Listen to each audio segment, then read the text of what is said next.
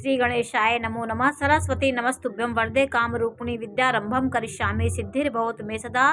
शिव शक्ति को कोटि कोटि प्रणाम। मेरे श्रोतागण, मैं आज आपको कुंडली में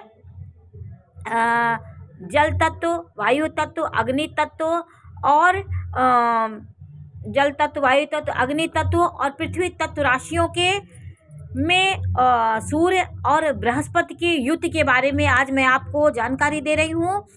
मैं आपको 4 कुंडलियाँ बना करके दिखाऊंगी। एक अग्नि तत्व की राशि कुंडली होगी, एक जल तत्व की और एक पृथ्वी तत्व की। इससे आपको समझने में आसानी होगी। मैंने संख्या नहीं लिखा है, मैंने सिर्फ अग्नि तत्व राशियों के बारे में आपको बता के मैंने समझा के बताया है कि आप इससे भली भांति जान लेंगे कि अग्नि तत्व क्या होता है और पृथ्वी तत्व क्या हो जाता है, जल तत्व क्या होता है, वायु तत्व क्या होता है। ये त्रिकोणों का निर्माण हमारी कुंडली में होता है। देखिए, अग्नि तत्व में यदि गुरु और सूर्य का अग्नि तत्व में योग बनता है, देखिए पहला भाव, पंचम भाव और नवम भाव, ये एक त्रिकोण बन जाता है। ये कहते हैं त्रिकोण, इसको बोलते हैं, और ये 4 केंद्र होते हैं। और देखिए, अब देखिए पृथ्वी तत्व का कैसे बना, ये भी एक त्रिकोण बन जाता है। दूसरी राशि, 6वीं राशि और 10वीं राशि, ये एक त्रिकोण बन गया। इसको कहते हैं, ये होता है ये अर्थ त्रिकोण होता है। वो धर्म त्रिकोण हुआ, ये अर्थ त्रिकोण हुआ। और वायु त्रिकोण देखिए कैसे बना, ये वायु, ये क्या, काम त्रिकोण हो गया। 3, 7 और 11, ये काम त्रिकोण हो गया। ये वायु तत्व राशि होती है। और ये राशि जलचर राशियां हुई, 12, 4, 8, 12, ये जलचर राशियां हुई। ये कौन सा त्रिकोण हुआ, ये मोक्ष त्रिकोण हुआ, ये मोक्ष त्रिकोण हुआ। और इनका देखिए सबका अलग अलग मैंने कुंडली बनाई, जिससे आप मैंने संख्या निकले। सिर्फ मैंने 12 भाव में सिर्फ मैंने आपको सिर्फ अग्नि तत्व राशियों के बारे में सिर्फ जानकारी दी। आपको इससे एकदम भली भांति आपके दिमाग में हो जाएगा कि मेरी अग्नि तत्व की कौन कौन सी राशियां हैं और कौन से जगह पे ये होती हैं। तो काल पुरुष की कुंडली, पहली राशि, 5वीं राशि और 9वीं राशि, ये हुई अग्नि तत्व की राशियां। ये धर्म त्रिकोण। और देखिए 2, 6, 10, ये राशियां अर्थ त्रिकोण में आती हैं। ये पृथ्वी तत्व राशियां होती हैं। और वायु तत्व राशियां देखिए 3, 7 और 11, जैसे मैंने आपको बताया था, ये कर्म के उद्देश्य धरती पे आई हैं। ये त्रिकोण का निर्माण देखिए कैसे हुआ, 3, 7 और 11, ये वायु तत्व राशियां हैं। और जल तत्व राशियां 4, 8, 12, ये 4 तरह के हमने आपको कोण के बारे में जानकारी दी है।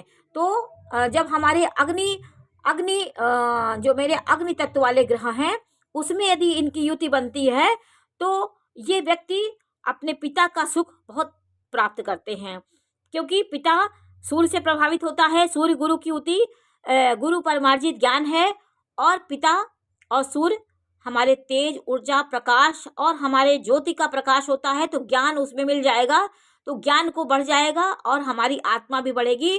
तो सूर्य और गुरु का कहीं भी योग इन अग्नि तत्व में बनता है तो पिता के कार्यों को आगे बढ़ाने वाला व्यक्ति होता है, कीर्ति मिलती है उसे, और व्यक्ति धन दौलत वाला होता है। आंखों में एक प्रकार का उसके तेज होता है यदि इन 3 राशियों में गुरु और सूर्य का योग होता है तो। और देखिए, ये पृथ्वी तत्व राशि में यदि ये योग बनता है, पृथ्वी तत्व राशियां 2, 6, 10, इसमें यदि गुरु और सूर्य का युति होती है तो ये क्या होते हैं, ये पिता का, इनको पिता के पैतृक धन मिलता है। पिता का कोई भी बनाया चीज होगा, उनको इसको सुख मिलने का योग होता है, क्योंकि ये दोनों की युति बहुत अच्छी है। ये राजा है, ये मंत्री है। ये पृथ्वी तत्व में कहीं भी अगर बैठ जाएंगे तो आपको पिता की अपनी संपत्ति जरूर मिलेगी, आपको पैतृक संपत्ति का जरूर आनंद मिलेगा। और वायु तत्व में यही राशियां बैठ जाएं, वायु तत्व राशियां देखिए 3, 7 और 11, ये काम त्रिकोण में आती हैं। तो यहाँ ये युति हो जाए तो व्यक्ति बहुत संतोषी सेवक होता, जो भी उसे आप दे दीजिए वो करता है और संतोष होता है। वो अपने कर्म प्रधान होता है, इच्छाएं, मनोकामनाएं, वो अपने बलबूते पे सुख पाना चाहता है। उसे कुछ भी आप दे दीजिए, वो संतोष करने वाला एक सेवक होता है। चाहे माता पिता का सेवक हो, चाहे समाज का सेवक हो, किसी प्रकार से जो जिम्मेदारियां उसकी इतनी मतलब उसके रहती, उसको कुछ भी आप दे दीजिए, वो संतोष उसको मिल जाता है। यदि 3, 7 और 11 में सूर्य और मंगल की युति हो, तो सूर्य और गुरु की युति हो तो, और जल तत्व राशियों में ये युति हो, गुरु और सूर्य की युति जल तत्व राशियों में हो, ये ब्राह्मण वर्ग की राशियां हैं। ये राशियां व्यक्ति को, इन राशियों में ये सब, ये गुरु और सूर्य हो तो उसकी सेहत के मामले में ये सेहत कभी अच्छी होगी, कभी नहीं अच्छी होगी। तो सेहत के मामले में ये युति आपके लिए अच्छी नहीं है।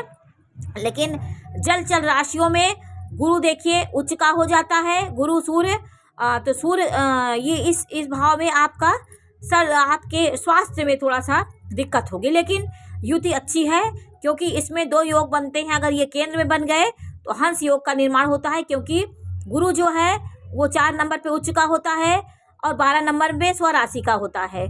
तो ये केंद्र में हुआ तो ये योग बहुत अच्छा हो गया आपके विद्या अध्ययन के लिए, पढ़ाई के लिए, आपको आगे बढ़ने के लिए, शिक्षा से संबंधित, आप शासन प्रशासन के संबंधित आपका ज्ञान और बढ़ जाएगा। जो भी आप ज्ञान, सत्संग, ज्ञान, वक्ता जो भी कार्य करते उसमें आपकी और भी तेज हो जाएंगे आप। तो ये युति कहीं ना कहीं बहुत शुभदायक होती है। तो मैंने आज आपको तत्वों के बारे में जानकारी दी और त्रिकोण बना करके आपको मैंने बताया, इससे समझने में आपको सुविधा होगी। नमस्कार।